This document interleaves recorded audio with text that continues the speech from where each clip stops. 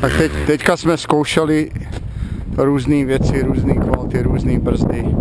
Pozdě. Já mu říkám, že se mi zdá, že nejvíc rychlosti může nabrat tím, že bude pozdě chodit na brzdy a bude plynulej. A teď to pojede plynule.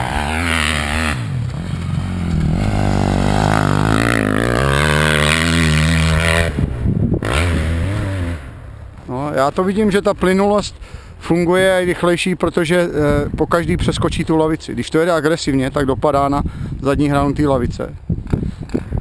A že opravdu...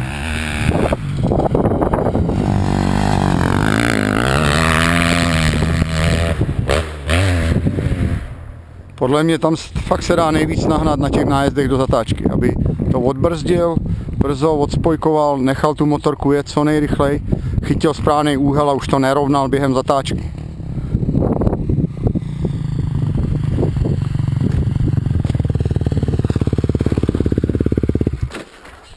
Tam je to rozdíl? No je, no, ta plynulost je, já ti říkám, jsem to říkal do kamery, podle toho, jak skáčeš daleko, je vidět, jakou máš konečnou výjezdovou rychlost. Že jo, ta zatáčka vlastně se musí koukat na to jako na celý celek, i s tím skokem.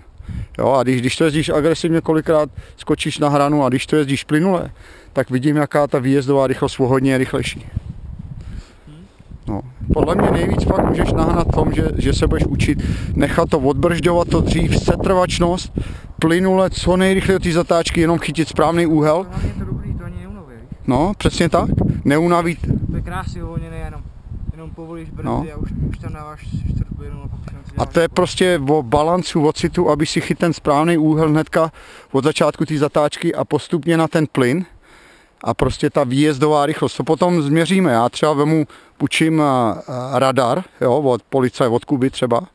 A normálně ti dám radar a uvidíme výjezdová rychlost. Víš? Dobrý, tak teď jsem zajezdil chvíli mě zimu. Teď taky kouč, kurva. Kouč, aby z toho něco měl. Já tady pořád koučuju celý život. Ne, vole, jdem jezdit.